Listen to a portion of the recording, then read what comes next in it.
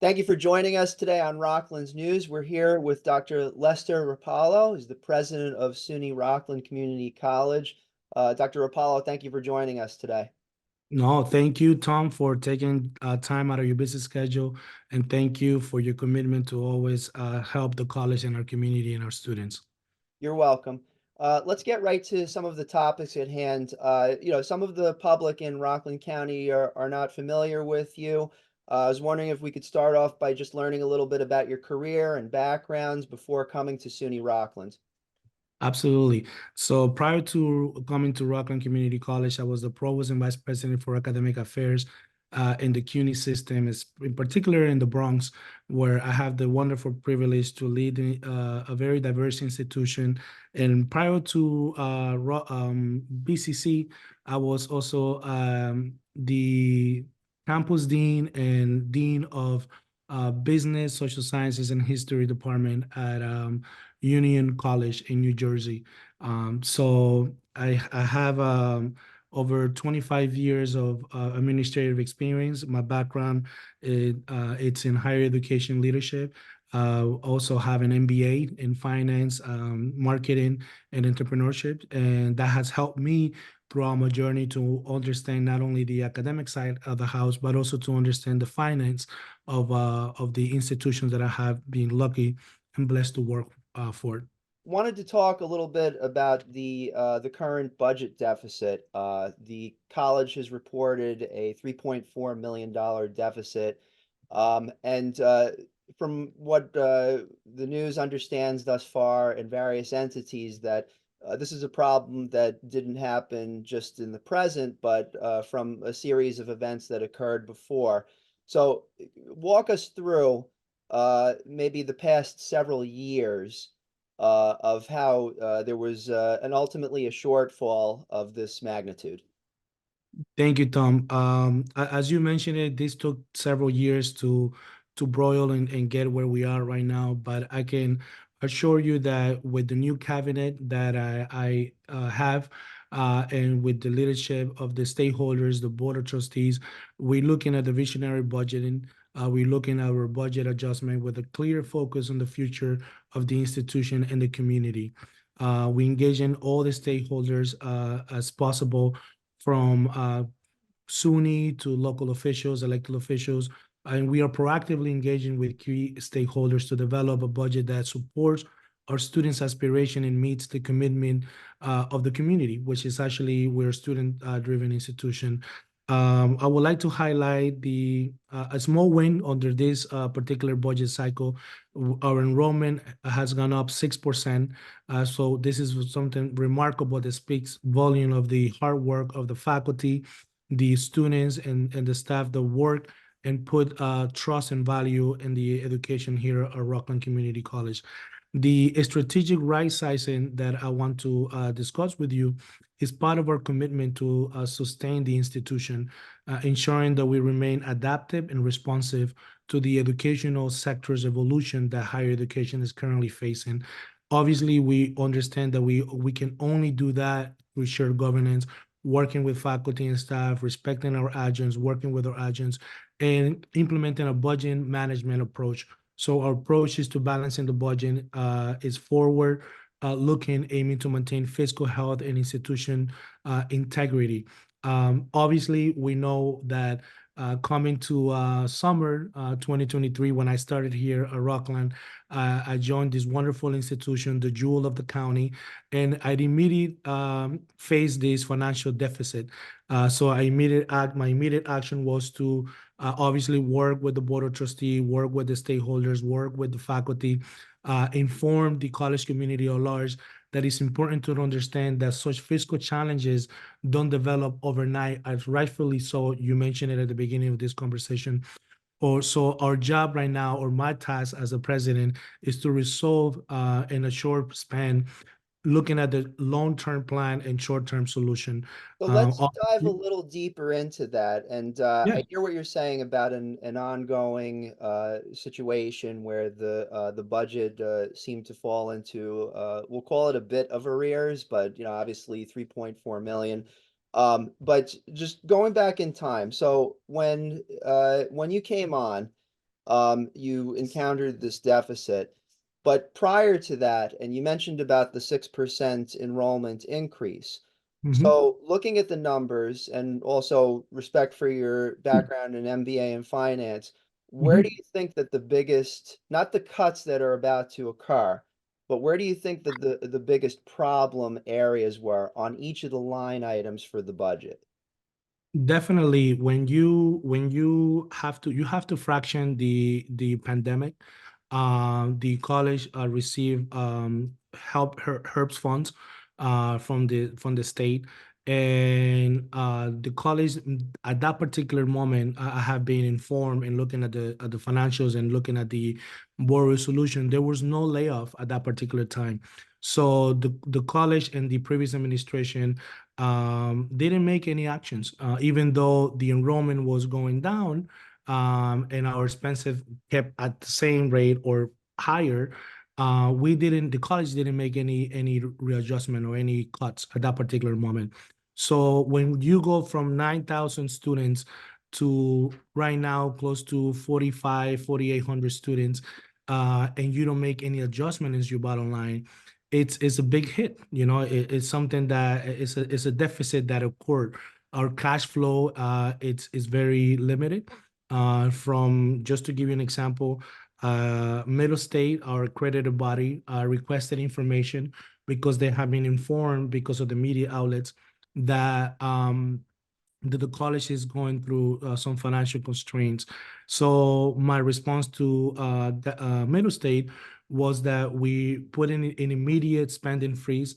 We implemented a crucial step so that can all help to recover, put the college in a path to financial recovery in one way. But to your question, this is just not happen overnight. It took several years of perhaps overspending and not reducing the college to the fiscal reality that that the college needed to operate with. And again, I have to emphasize, when you go from 9,000 students to 4,500 or 4,200, and you don't make any adjustments in your workforce, you're going to feel the pain. You're going to have to feel the pain. And we're not the exception. This is a trend that happened, and it continued to happen within SUNY and also in other institutions around the college and around the country, rather. So we understand that we need to right size, but we can only do this through shared governance, working with faculty and staff. Obviously, the over projections, that's another layer that someone that study math and look at the budget can tell you. When you over project, it's not good, because this is the problem that we're facing, right? If you look at the budget of the institution, the operating budget currently is about $67 million. And to be quite Right. frank with you, to be quite honest with you, that budget should not be 67. That budget, a realistic budget for an institution of our size, with the student demographic, that with the student headcounts that we have, should be hovering anywhere between $58 million or 60, but not 67 for sure. And also getting into contracts that perhaps the college thought that at the particular moment, the previous administration thought that they were the right actions to take, and with the hope that enrollment was going to keep up and growing, but it didn't. And now my administration is facing this challenge, but I'm confident that we can work together to make RCC a stronger and a better place. Was there a point where, an inflection point, if you will, where the executive committee, board of trustees, and all the stakeholders, was there a point where they determined to keep on pressing forward with increasing the budget in order to increase enrollment? What was the behind the scenes conversation at that point? Yeah, no, that's an excellent question. As I mentioned it to you, I can only speak to when I first arrived to RCC. I came in summer 2023, and immediately 2 weeks later, I gathered with the board of trustee and the former cabinet members that we had a financial deficit. Given my background, I met with the former CFO, that he's no longer here with us, hire a new CFO. So I make immediate changes that I needed to do in order to rectify and right shape the institution based on the fiscal challenges that we're facing. I believe, just like any president and any administration, they have their own vision of what the institution should look like and move forward. I cannot speak to that vision of the former presidents behind before my arrival. I can only tell you that I was able to work and with this beautiful community that I have right now, that I'm blessed with, and I'm working really hard with the new cabinet that I put in place, with all the VPs and the new CFO, and obviously with the board of trustees support and the stakeholders of the county to get the institution out of this financial deficit. Where do you see the biggest growth factors over the next, let's say, 5 years? Definitely workforce. Workforce. It's here to stay. This is something that our college provosts, our faculty and staff are fully aware. Are working right now with the new provost, Dr. Victoria Okuchuku, to create a pipeline of non-credit to credit side. I know that as a president, my cabinet knows how crucial it is to create educations that is affordable, and affordability is paramount for our community. Here in RCC, we're committed obviously to making education accessible, offering financial aid and full tuition coverage opportunities, flexible academic programs.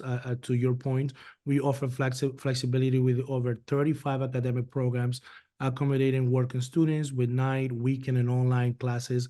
And we are proud of our top ranked nursing program. I cannot stop bragging about the 100% NCLEX rate that our nursing program just acquired right now. And we're dedicated to equipping students with skills to improve the healthcare in our community.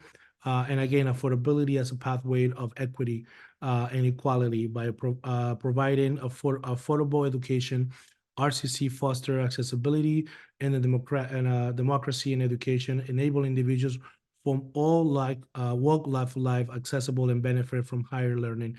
But definitely we understand that the new programs have to emerge, right? One of the initiatives that I'm currently working right now with the provost is to implement, to grow our business department, obviously to invest in our healthcare programs, and look at other programs college-wide, working with the faculty and staff to make sure that we provide a good level of education for all our students, that when they transfer, right, whether they want to transfer to another SUNY school or another a college across the nation, they not only have the right soft skills, but they're actually competitive to compete in the job market and also in the education market. Are Mhm. there any programs that you see that just from a, from an overview, that are typically underperforming at this juncture while you start deciding what to cut the most? I'm glad that you asked that question, Tom. I can tell you that as of this particular moment, I've been in this job close to 8 months, if I'm not mistaken. I truly believe that the only way that we can solve this financial situation and restructuring for efficiency is to improve our operations. The financial aid, the bursary offers went through a significant restructuring. These changes were made to enhance efficiency, to improve services to our students, and ensure that our resources are being used effectively. As of this moment, no program whatsoever have been cut. I have nothing but respect to the entire shared governance model, our faculty and staff, and I truly believe that this is an organic conversation that we should have, that I should have, and I'm willing to have, and I know that I have to have with the faculty. This is not about just making unilateral decisions just because I am the president. Yes, I am the leader of this institution, but I work next to colleagues that I truly admire and respect, and it's about reaching a consensus that aligns with our shared values and our shared governance model. So solidarity in action, I welcome that. Our approach is solidarity, work collectively with the faculty, from the administration to the faculty. We're navigating these waters together. The long-term strategy is to recognize that there's not a magic wand, right? No immediate fix to the financial constraints we're facing. The budget issues we're tackling have been years in the making here at RCC, and our response must be equally strategy and well planned. Whether that is to furloughs, whether that is to working with a comprehensive approach to right size our institution, we have to fix it. To working with the faculty, working with the key stakeholders in SUNY, working with the key stakeholders here in the county, working with our faculty or adjuncts and staff. So to answer your questions, we're looking at everything, but we have to respect that there's a democratic process. And having been a faculty member for many years, and now the leader of this institution, I have the responsibility and the moral obligation to work with the faculty and protect our student services and be as little or no disrupted to the services that we provide to our students, because at the end of the day, that's what I'm here for. I'm a student driven president, and all our faculty, I have not met one single faculty or adjunct that does not care about students. And just for that, I have nothing but respect for all of them. Yesterday, there was a meeting to be an approval of an additional savings plan. Uh, the faculty and staff had mixed reactions. Could you walk us through that meeting? Absolutely. Just, I'm glad that you asked the question, because that shows the love and the commitment that our faculty and students have for the jewel of the county, for RCC. We understand that, and we recognize that our fiscal strain was due to overstaffing, to be quite honest with you. So a hiring freeze was put in place. That is still ongoing. This decision was not taken lightly, as we understand the value of every member of our staff, but it was essential for the fiscal health of the institution to institute a hiring freeze. We only hire mission critical positions. Restructuring for efficiency to improve our operation, the financial aid, as I mentioned it to you. And we do all this in a democratic process. So I'm working right now with all the union reps here at RCC, and I'm going to continue working these entire days and weeks ahead to make sure that whatever plan we put forward, we do it in a democratic approach, and we do it with the help, collaboration of all members of the community, especially our shared governance model and our union reps that are passionate about keeping RCC ahead and shining as an institution. And everyone here at RCC is deeply invested in the success and in the future of the college, including myself, the board of trustee, the stakeholders, as I mentioned. And so we're all part of the solution. As I mentioned it to you, I'm not here to blame what other or previous administrations did. My job is to fix it, right? I always said this to folks. I came in July. I lifted a rock and several snakes pop out, right? Well, my job is to fix that and make sure that I can only fix it. I can only fix the budget working with faculty, working with the board of trustee, working with the stakeholders, working with adjuncts, working with the entire college community, and keep the mission and vision of Rockland Community College alive. What is your timeline for correcting this deficit and for the college to get on the right footing in order to continue to grow its student population? As you know, it took several years for the institution to get where it is right now. I hope, and I'm very optimistic that with the support of the stakeholders, with the support of the board of trustee, with the support of the faculty, our students, everyone that truly is invested in RCC, we can fix this problem as soon as possible. I will be lying to you. I don't want to box myself in and say, oh, I'm going to give it to you in 6 months, in a year. I would love to do that. But as you know, our budget and fiscal reality, it's deep. To give you a specific date and time, I think that it will be very responsible for me at this particular moment. What I can tell you is that I want to fix it as soon as possible. I know that furloughs are painful for everyone, including myself. When we implemented the furloughs, our cabinet were including myself, were part of the that particular group that started the furloughs. And there's only one group of individuals that are not getting furloughs in the institution, but we're working with the stakeholders to make sure that we get their support, because at the end of the day, as I mentioned it to you before, this is a collective effort that we can only save our institution. Dr. Lester Rapalo, President of SUNY Rockland, thank you for joining us today. My pleasure, Tom.